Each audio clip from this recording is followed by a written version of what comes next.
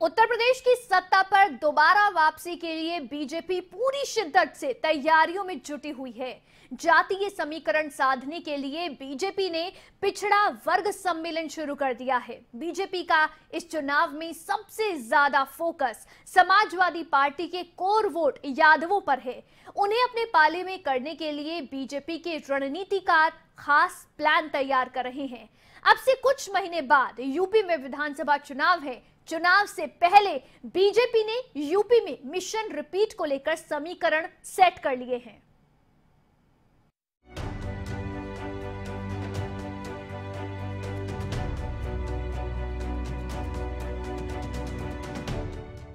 UP में 2022 के विधानसभा चुनाव में अब कुछ ही वक्त बचा है। राज्य में सियासी सरगर्मियां तेज है।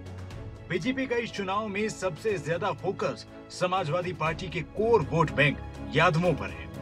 उन्हें अपने पाले में करने के लिए बीजेपी के रणनीतिकार खास प्लान तैयार कर चुके हैं। इसीलिए बीजेपी ने सामाजिक सम्मेलन करने की तैयारी कर ली है। नवंबर में यूपी में सभी जिलों में ओबीसी मोर्चा बैठक करेगा। ओबीसी समुदाय से आने वाली शख्सियतों और जातियों के नेताओं से मुलाकात होगी। दिसंबर में ओबीसी मोर्चा यूपी में 202 रैलियां करेगा।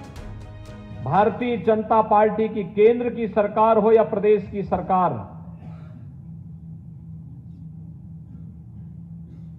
आवाज दे जा रहे हैं सबको बिना भेदभाव के। शौचालय दिए गए बिना भेदभाव के। रसोई गैस के सिलेंडर दिए जा रहे हैं बिना भेदभाव के। किसान सम्मान निधि दी जा रही है बिना भेदभाव के। ऋण माफी की योजना हुई है बिना भेदभाव के। 5 लाख रुपए की स्वास्थ्य बीमा का कवर दिया जा रहा है बिना भेदभाव के।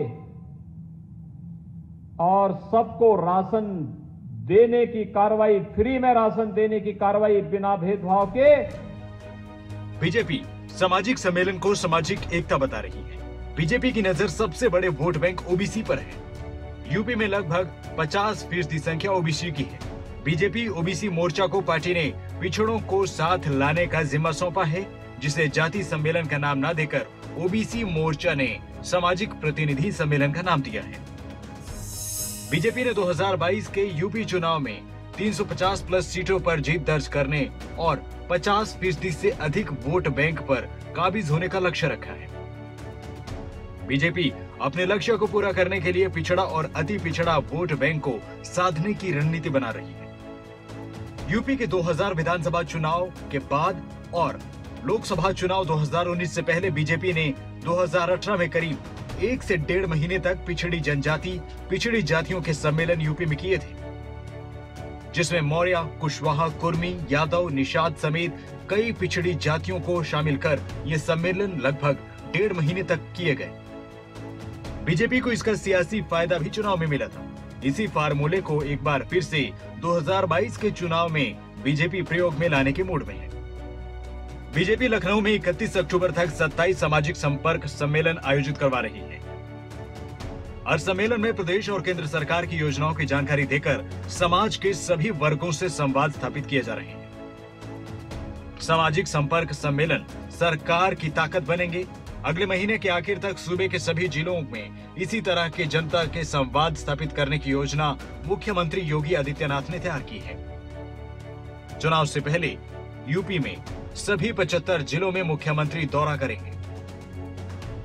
मुख्यमंत्री की लोकप्रियता को वोट बैंक में तब्दील करने की योजना पार्टी ने तैयार की है। इसके तहत मुख्यमंत्री जिलों में किसी न किसी सरकारी परियोजना का उद्घाटन, शिलान्यास और लोकार्पण करेंगे। मुख्यमंत्री के ऐसे कार्यक्रमों में बीजेपी की ओर से चुनाव के मद्देनजर चलाए जाने वाले सम्मेलन युवा, महिला और किसान मोर्चा कार्यक्रम में शामिल होंगे।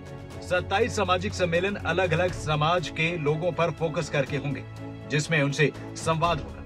2022 विधानसभा चुनाव को देखते हुए उत्तर प्रदेश में बीजेपी ने पिछड़ा वर्ग के सम्मेलनों का ऐलान तो कर दिया। इसके बाद समाजवादी पार्टी और कांग्रेस दोनों ने ही बीजेपी पर हमले तेज कर दिए। सूबे में चुनावी तपिश के साथ बीजेपी का पिछड़ों को लेकर सियासी प्लान सामने आ रहा है। न्यूज डेस्क रिपोर्ट, खबरें अभी तक।